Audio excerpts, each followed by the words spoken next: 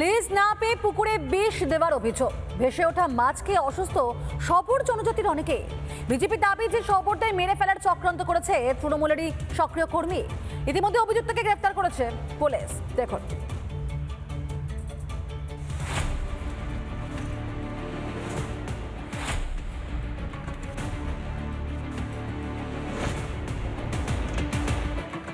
পুঞ্চা ব্লকের দামোদরপুর গ্রামের সবর টোলা এলাকা। এখানে রয়েছে একটি বড় পুকুর। সেই পুকুর সরকারি অর্থে খননের পরেই গ্রামের এই গৌরাঙ্গ সুন্দর মাহাতো নামে এক ব্যক্তি লিজ নিয়ে মাছ চাষ করতেন। পরবর্তীতে পুকুরে মাছ চাষ করতে দেওয়া হয়নি অভিযোগ, তবুও পুকুরটি দখলে রাখার চেষ্টা করেছিলেন গৌরাঙ্গ। অন্যদিকে পুকুরটি ব্যবহার করতেন সবর জনজাতির মানুষজন। আর সেই আক্রোশে নাকি পুকুরে বিষ ঢেলে মাছ মেরে ফেলার পরিকল্পনা করেন গৌরাঙ্গ।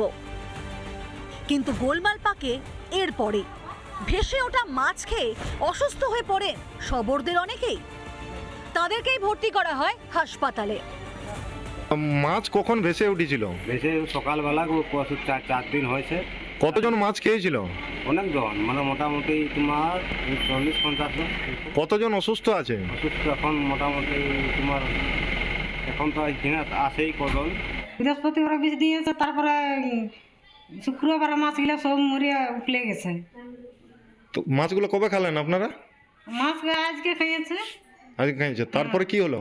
কি হলো, সব ঘর পড়ে আছে। অভিযুক্ত গৌরাঙ্গ সুন্দর মাহাতোকে গ্রেফতার করেছে পুলিশ। বিজেপির দাবি, ওই ব্যক্তি সক্রিয় তৃণমূল কর্মী। পুকুরের জলে বিষ মিশিয়ে সবরদের মেরে ফেলার চেষ্টা করা হয়েছে। তৃণমূলের সক্রিয় একজন কর্মী। ওই নপাড়া অঞ্চলের যে দামোদরপুরের যে গ্রামের যে ঘটনা, সেখানে একজন তৃণমূলের সক্রিয় কর্মী। মানে একটা জঘন্য নিকৃষ্টতম কাজ, যেখানে মাটি মানুষের কথা বলা হচ্ছে, সেখানে একদম গরিব অতি দরিদ্র যারা মানুষ, যারা ঠিকমতো দুবেলা খেতে পায় না, তাদেরকে এভাবে মানে বিষ দিয়ে হত্যা করার যে চক্রান্ত।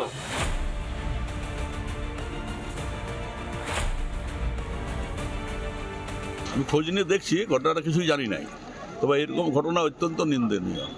যদি হয়ে থাকে পুলিশকে বলবো সেরকম ধরনের ব্যবস্থা নিতে।